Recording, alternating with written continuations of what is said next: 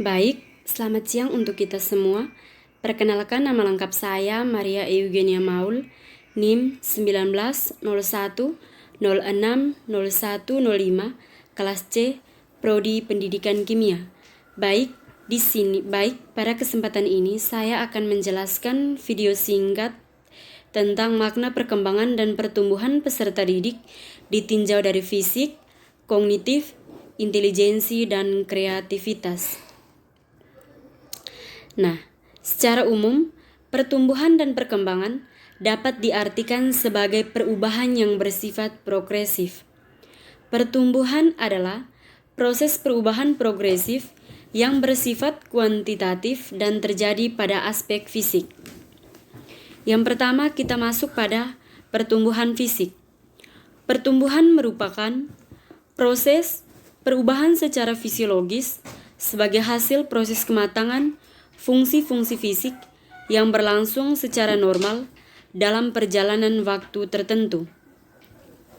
Contohnya adalah bertambah tinggi, bertambahnya berat badan, bertambah panjang tulang-tulang, dan lain-lain. Jadi, secara singkat, pertumbuhan adalah proses perubahan dan kematangan fisik yang menyangkut perubahan ukuran atau perbandingan.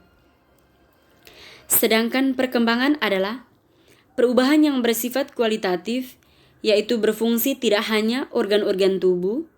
Perkembangan juga dapat dikatakan sebagai suatu urutan perkembangan yang bersifat saling mempengaruhi antara aspek-aspek fisik dan psikis dan merupakan satu kesatuan harmonis.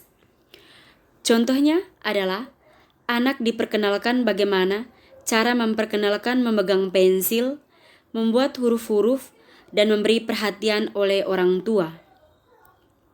Yang kedua adalah perkembangan kognitif.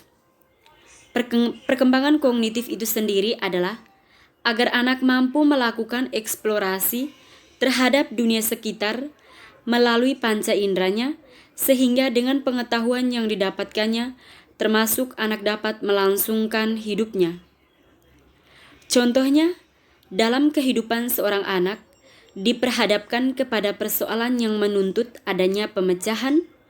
Menyelesaikan suatu persoalan merupakan langkah yang lebih kompleks pada diri anak. Sebelum anak mampu menyelesaikan persoalan, anak perlu memiliki kemampuan untuk mencapai penyelesaian. Maka itu faktor kognitif mempunyai peranan penting bagi keberhasilan anak dalam belajar. Karena sebagian besar aktivitas dalam belajar selalu berhubungan dengan masalah meningkat dan berpikir. Selanjutnya kita masuk pada bagian yang ketiga, yaitu perkembangan intelijensi. Perkembangan intelijensi itu sendiri adalah suatu perubahan yang terjadi pada anak yang mampu menyesuaikan diri dengan lingkungan atau belajar dari pengalaman di mana manusia hidup dan berinteraksi di dalam lingkungannya yang kompleks sehingga memerlukan kemampuan untuk menyesuaikan diri dengan lingkungan. Nah, contohnya adalah seorang anak mengamati suatu lingkungan, misalnya sebuah kebun binatang, maka itu hanyalah sebuah persepsi. Akan tetapi, apabila anak tersebut mulai mengelompokkan jenis hewan yang ada, serta membandingkan antara hewan yang ada pada kebun binatang tersebut, maka yang anak lakukan sudah termasuk perbuatan yang berintelijensi. Yang keempat, yaitu perkembangan kreatifan.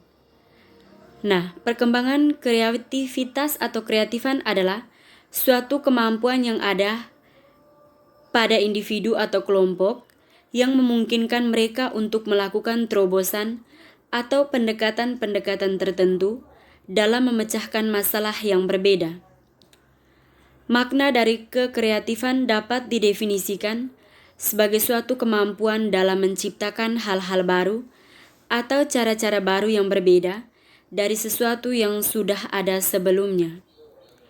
Contohnya, yang pertama, seperti mengubah barang yang sudah tidak dipakai menjadi sesuatu yang sudah bisa digunakan.